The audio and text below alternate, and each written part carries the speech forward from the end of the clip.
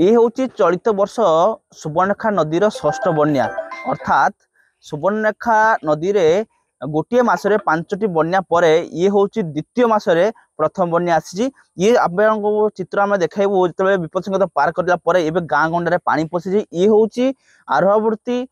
ग्राम जो रही नुआ गाँव चित्र आप देखुए जे पूरा गाँ दांडे एवं देशी डंगा ही सहारा साजिश एवं लोके जीवा आसवाई से देशी डंगा ही गोटे साहा भरोसा। तो ये पूरा संपूर्ण भाव चित्र देखुए जे डंगा ही साहा साजिश से लोक मान डंगा ही नहीं जाऊँगी आरपट को एवं पूरा संपूर्ण भाव यदि कहे ये गोटे नदीर भ्रम सृष्टि करुच्ची पूरा संपूर्ण चारिआडे ये पूरा खाली पानी आउ पानी जो देखिए पानी आउ पानी कहीं सुवर्णरेखा नदीर जो भाई भाव जलस्तर धीरे धीरे आसंता काली ह्रास पाला कि पुणी थे राति वृद्धि पाई जो पुणी थे गाँव में पानी पशिची और लोके नाई ना असुविधार सम्मुखीन होती। आम सहित अच्छा जन माउसी माउसी कुआड़े जाइए डंगारे आमती पानी केते दिन रही आज 3 दिन है पानी रही आम कि पाचे कि जापे हाट बाट भल मंद कि घर घर फिर बस रही छुआ पुआ सब घिनिकी धीरे भाव में बस रही किसी खाद्य भी पाऊे ना खाली जल बोतल गुटे गुटे पाइजे आउ कि ना जल घेर आमर इमती घेरिकी अच्छे किसी खाद्य कि ये आम जापे हाट बाट करते कि भल मंद करते कि ना हाट बाट कि धीरे की घर पाखे प्रतिक्रिया नौले आम सहित जन भाई से पानी रे अछंती एवं आरपट को जो चेष्टा करते भाई कौन है पानी केते पानी भाई मु सेपटरू आसुली एपट को जदि हला रास्तार में आसुली रास्तार आसला परे गुड़ मोर खसी गला गोटे मोर बैग थिला से बैग टा तळे पड़ गला मोर सेथिरे 3000 टंका थिला मो पेंट टा भी हजी मु खोजुजी पाउ नहीं बर्तमान आउ प्रशासन रो किछि सुविधा नहीं डंगा पकाउनांती किछि करूनांती घरोई डंगा केते अछि से मानको डाकिवा को आसुनांती से माने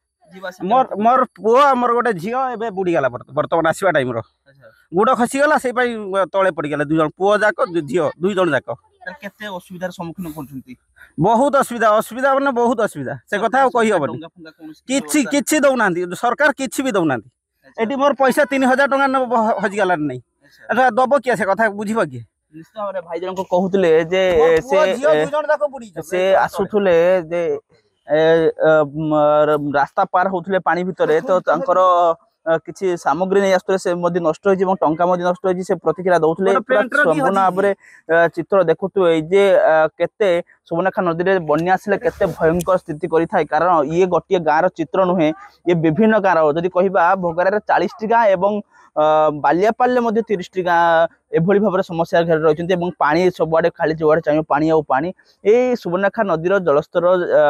जदि भी टिके बर्तमान ह्रास पाउछि किंतु एबे भी विपद संकेत उपरे प्रभावित होछि जोथि लोके माने नाइ नथिला असुविधा सम्मुखीन होछि कारण तलिया अंचल पानी कमिबा पई आहुरी अति कम 3 ରୁ 4 दिन लागिवो एवं विशेष भाव में जो चाषी मान कथा कहबा ताले चाषी एथिरे नाइ नथिला असुविधा सम्मुखीन होउछन्ति कारण देखंतु 6ठ थर बन्या आसला परे चाषी माने रुआ रुई कार्य किछि आरंभ करथिले किंतु साहा मध्ये संपूर्ण भाव नष्ट होइछि। तो खाली देखा बाकी रहिला जे प्रशासन केबे एमानंकर जो क्षतिपूरण दउछि एवं एमानंक क्षति को केबे सहयोग करूछि। भोगरारू सौरभ राउल नक्षत्र न्यूज।